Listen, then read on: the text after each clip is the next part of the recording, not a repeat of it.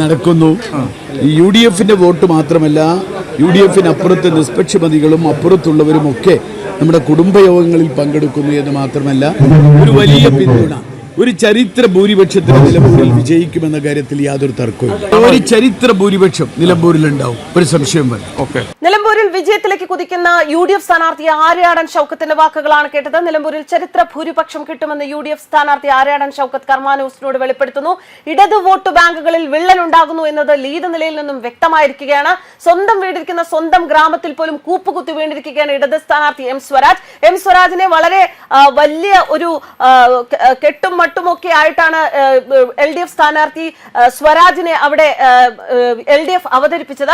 സ്വന്തം നാട്ടിൽ L D F സ്ഥാനാർത്ഥിയായ സ്വന്തം നാട്ടിൽ സ്വരാജിന് വിജയം ലഭിക്കും എന്നതായിരുന്നു എൽ ഡി എഫിന്റെ പ്രതീക്ഷ. പക്ഷേ അവിടെ പോലും അടുത്തുപോലും എത്താൻ പറ്റാത്ത ഒരു അവസ്ഥയാണ് സ്വരാജിന് ഉണ്ടായിരിക്കുന്നത്. നമുക്കറിയാം, ഇവിടെ ബി ജെ പി നേട്ടമുണ്ടാക്കുന്നു, യു ഡി എഫ് നേട്ടമുണ്ടാക്കുന്നു, അൻവർ നേട്ടമുണ്ടാക്കുന്നു.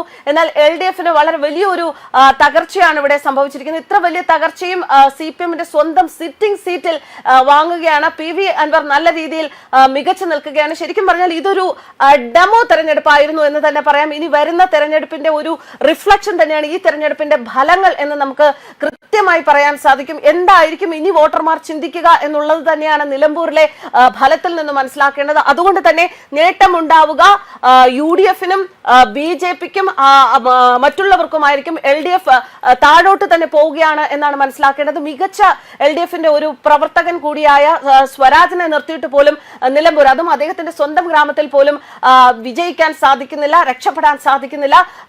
സ്വരാജിനെ കുറിച്ച് പറയുകയാണ് എന്നുണ്ടെങ്കിൽ ഡിവൈഎഫ്ഐയുടെ മുഖമാണ്, നേതൃനിരയിൽ യുവത്വത്തിന്റെ മുഖമാണ്, വളരെ മികച്ച ഒരു പ്രാസംഗികനാണ്, ഒരു നല്ല എഴുത്തുകാരനാണ്. അങ്ങനെ കഴിവുകൾ നിരവധിയാണ്. അങ്ങനെ ഒരാളെ പോലും നിലമ്പൂർ നിർത്തിയിട്ട് ഈ ഒരു ഉപതെരഞ്ഞെടുപ്പിൽ ജയിപ്പിക്കാൻ എൽ ഡി എഫിന് സാധിക്കുന്നില്ല എങ്കിൽ വരും തെരഞ്ഞെടുപ്പിലും എൽ ഡി എഫിന്റെ പകച്ചു നിൽക്കുന്ന അല്ലെങ്കിൽ എൽ ഡി എഫിന്റെ ഒരു പരാജയം തന്നെ കാണേണ്ടി വരും എന്നതിന്റെ ഒരു മുന്നറിയിപ്പ് കൂടി ആവുകയാണ് നിലമ്പൂരിലെ ഫലം. എന്തായാലും നിലമ്പൂർ ആര്യാടൻ ഷൗക്കത്ത് വളരെ മികച്ച ഒരു ആത്മവിശ്വാസത്തിലാണ്. അദ്ദേഹം ആത്മവിശ്വാസത്തോടെ മുന്നേറുകയാണ്. രാവിലെ മുതൽ അദ്ദേഹം എല്ലാ സമയത്തും ലീഡ് പാലിച്ച് തന്നെ, ലീഡ് പുലർത്തി തന്നെ വരികയാണ്. ആ ലീഡിൽ നിന്ന് തന്നെ മനസ്സിലാക്കാം എത്രത്തോളം യു ഡി എഫിന് അവിടെ നിലമ്പൂർ മേഖലയിൽ, അതും എൽ ഡി എഫിന്റെ സിറ്റിംഗ് സീറ്റുള്ള ആ ഒരു സ്ഥലത്ത് എന്താണ് യു ഡി എഫിന് ലഭിച്ച ആ ഒരു ജനസമിതി, പോപ്പുലാരിറ്റി, വോട്ടേഴ്സിന്റെ ആ ഒരു നിലപാടുകൾ, മാനസികാവസ്ഥ, ഇതെല്ലാം നമുക്ക് നല്ല വൃത്തിയായി മനസ്സിലാക്കാൻ സാധിക്കും. അതുകൊണ്ട് തന്നെ കേരളം ഭരിക്കുന്ന സംസ്ഥാന സർക്കാരിന്റെ ഇന്നത്തെ നിലപാടുകൾ, അവർക്ക് പറ്റിയ പാളിച്ചകൾ